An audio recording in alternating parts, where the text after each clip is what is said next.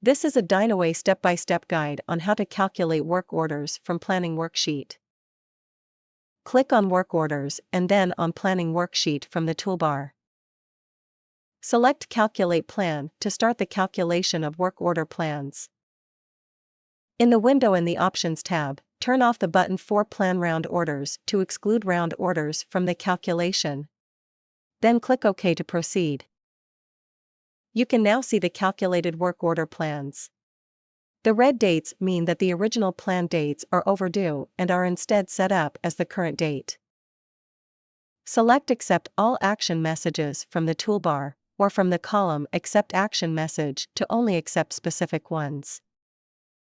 Click Carry Out Action Message to create work orders from the work order plans you have selected. A message shows up with information about the plans that were created. Select OK to finish. The work order plans, for which work orders have been created, are now deleted from the Planning Worksheet. You can now go to Work Orders from the toolbar to view the work orders that you have just created.